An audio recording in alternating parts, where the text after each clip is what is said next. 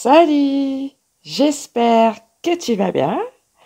Alors, après les quelques centres géomantiques de la Terre où nous étions partis aux États-Unis, au Tibet et en Australie, ici, nous allons voir des monts certes plus petits, mais tout autant passionnants. Et dans cet épisode, nous partons donc à la rencontre de deux monts sacrés régionaux d'Europe. Le premier que tu connais forcément, le Pec Bugarache. En France, c'est chez nous les amis, mais chez nous celui-ci aussi. Et Bucegi en Roumanie. Deux montagnes singulières aux mémoires contrastées, mystérieuses et fascinantes, situées au cœur de territoires anciens chargés d'histoire et de symbolisme.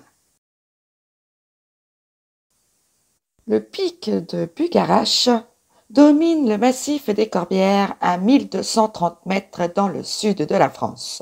Alors, sa géologie est vraiment très particulière car elle présente une inversion naturelle des couches. Les roches les plus anciennes reposent au sommet. Improbable.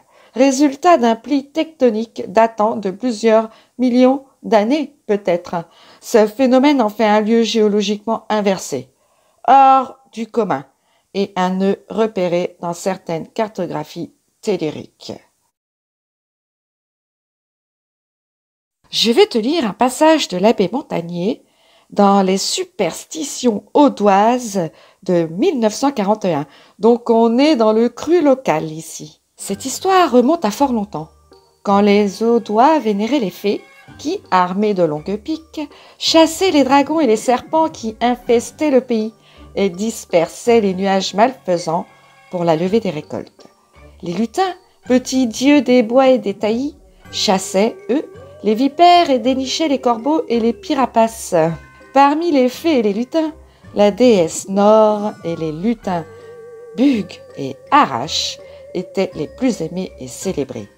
De son côté, Cérès, fils d'Éole, père des vents et de la tempête, était accusé par les paysans de ravager les récoltes, de dépouiller les arbres de leurs fleurs et parfois de découronner même les toits des maisons. En vain, les fervents de Nord et des lutins Bug et Arache suppliaient-ils ces derniers d'intervenir auprès de Jupiter pour conjurer les méfaits de Cérès. Un jour que la tempête avait fait rage plus que de coutume, la fée Nord résolut d'implorer de front le grand Jupiter. Touché de cette sainte audace, le maître du tonnerre lui promit de calmer les colères de Cérès et de veiller sur la contrée qu'elle aimait tant. Un soir qu'il faisait nuit noire, Cérès se déchaîna en une tempête furieuse. Nord adjura Jupiter de tenir sa promesse. Tout à coup, le vent se calma et tandis que la petite fée vola au dehors, elle eut l'impression que le large plateau où la vue se promène s'élargit, s'éleva progressivement, devint mont, puis chaîne, et par un prodige qu'elle ne put expliquer, elle se trouva elle-même comme par enchantement sur le sommet le plus élevé de cette nouvelle montagne, dressant sa pique vers le ciel. Depuis ce jour, le pays, en proie aux colères du Cérès, se trouva abrité par le rempart de montagnes qu'avait fait surgir féeriquement la puissance de Jupiter, sollicitée par la petite fée. C'est ainsi que les paysans reconnaissants appelèrent le plus haut sommet de cette chaîne protectrice la pique de Nord. Encouragés par l'exemple de Nord, les lutins Bug et Arache se décidèrent eux aussi à implorer Jupiter pour qu'il délivre les pays qu'ils habitaient des colères malfaisantes du même dieu Cérès. Mais afin de se faire entendre, Bug grimpa sur les épaules d'Arache pour atteindre les cieux et fit sa prière à Jupiter, qui se laissa fléchir et dressa dans les nues un promontoire protecteur, fait du mont même sur lequel s'étaient placés ces deux lutins pour l'implorer, à l'abri de ce nouveau rempart qui portera désormais le nom de Bugarache. Toute la plaine du Roussillon et le plateau des Corbières ne craindront plus jamais les colères désastreuses de Cérès. À partir des années 70, Bugarach entre dans l'imaginaire collectif, entre autres. On évoque des bases ovnis. Tu as quand même bien dû entendre cela. Et le mont est perçu comme un sanctuaire anti-apocalypse, surtout autour de 2012. Il y a eu une effervescence de ouf. Des milliers de visiteurs se sont rendus, attirés par ces récits. Et même la gendarmerie de haute montagne a été mobilisée pour gérer l'afflux et assurer l'ordre tellement il y avait du people. Bugarach n'est pas un site sacré historique au sens ancien. Il est un support puissant à l'intensité symbolique à chaque époque. Certains visiteurs décrivent des instants de paix contemplative, d'autres rapportent un malaise physique ou émotionnel, une impression d'être tirés hors de leur réalité ordinaire. Maintenant, on a l'habitude de voir ces différents ressentis auprès de lieux si grands. En mars 2012, Marc Bonfils, âgé d'environ 56 ans, ermite retiré vivant autour du pic, a été retrouvé décédé près de la montagne. Il transportait des carnets manuscrits, plus de 17 000 € en liquide, et vivait seul, marchant parfois, comme il l'avait écrit, loin pour toucher l'origine, la faille du monde, selon ses notes donc. Et voici un extrait poignant de ses écrits. Je cite « Je marche loin pour toucher l'origine. Si le monde s'arrête, que je sois là pour le voir. » Fin de citation. Son décès semble plutôt lié à l'épuisement et à une quête extrême, et non à un événement extérieur. Mais ce récit donne quand même un écho vibrant à la dimension seuil du lieu. Une quête intime, une désorientation volontaire, un miroir peut-être de la fragilité humaine face à ces lieux de grandeur. Plus récemment, en décembre 2023, Alex Batty, un adolescent britannique de 17 ans, a été retrouvé sur les pentes du Bugarach après avoir disparu 6 ans plus tôt.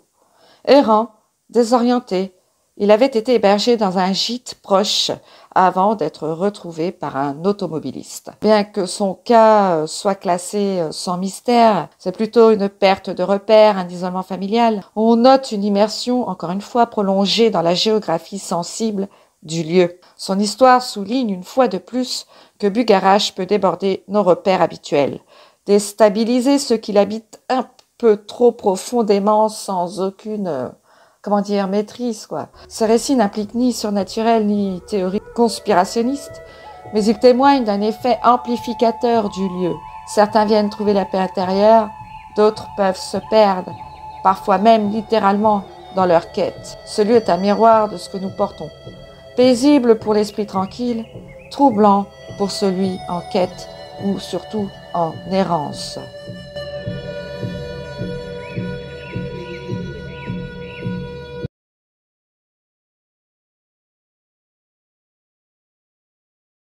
Direction maintenant les Carpates roumaines, où le massif des Bucégi culmine à près de 2500 mètres. On y trouve une curiosité majeure, le fameux sphinx des Bucégi.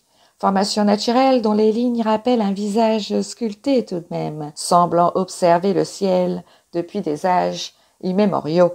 Les Bucégi sont souvent décrits comme un nœud tellurique majeur, une montagne dense, rugueuse, où la vibration semble plus sauvage et plus primitive que dans d'autres lieux. Avant la christianisation, le peuple des Daces, ancêtre des Roumains, considérait Bucégi comme mont sacré central. Il est identifié la légendaire Kogaionon, montagne refuge de leur grand prêtre Salmoxis, figure messianique et philosophe qui enseigna le passage vers l'au-delà et la réincarnation. Salmoxis vécut, selon Hérodote, retiré dans une grotte de la montagne, en union avec les forces divines de la nature. Cette dimension grotte initiatique ancre Bucégi comme un espace de seuil entre ciel et terre, entre vie et mort, entre temps anciens et monde humain. T'as déjà dû entendre cette rumeur qui nous parle de la salle holographique, qu'on appelle aussi la Grande Galerie. À partir des années 2000, un récit contemporain a ajouté une couche moderne au mystère. Je t'explique très succinctement. Selon certaines sources, une équipe conjointe romano-américaine aurait découvert sous Buscégis une salle souterraine immense, technologiquement très avancée, parfois qualifiée de salle holographique ou Hall of Records, en forme de dôme formé par un bouclier. On a découvert un amphore contenant une poudre fine qui, après recherche scientifique, était une formule monoatomique de haute pureté de l'or, avec une structure cristalline inconnue. Pour faire court, cette poudre provoque une accélération du processus de rajeunissement quand même, hein. Donc à l'intérieur, une salle bien éclairée sans aucune source de lumière visible. Des tables holographiques pour des géants, car elles mesurent environ 2 mètres de haut, affichant des schémas ADN, des cartes planétaires, avec des signes, des symboles et une écriture du genre cunéiforme. Des écrans lumineux apparaissent selon la fréquence de conscience du visiteur. Et un visiteur nommé César aurait vu l'histoire d'un lointain passé de notre humanité et dira que la théorie évolutionnisme de Darwin est complètement erronée. Et moi, je suis bien d'accord avec lui. Une salle comme vivante, au champ vibratoire personnel, synthétique, et comme si quelque chose d'organique en faisait partie, quoi. On peut voir des tunnels, un qui irait vers le Tibet, un vers l'Égypte et un vers le centre de la Terre, l'Agartha. Bon, bien sûr, tu vas me dire, ce récit est invérifiable. Oui, largement alimenté par les réseaux ésotériques. Oui, mais il témoigne tout de même d'une projection symbolique contemporaine.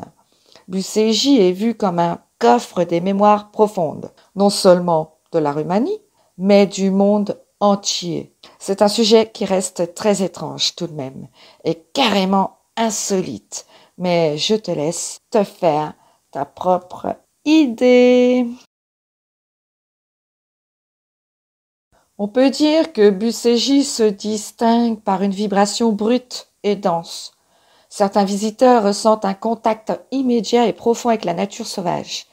D'autres évoquent une sensation d'oppression, voire d'écrasement, signe d'un lieu non neutre sur le plan énergétique.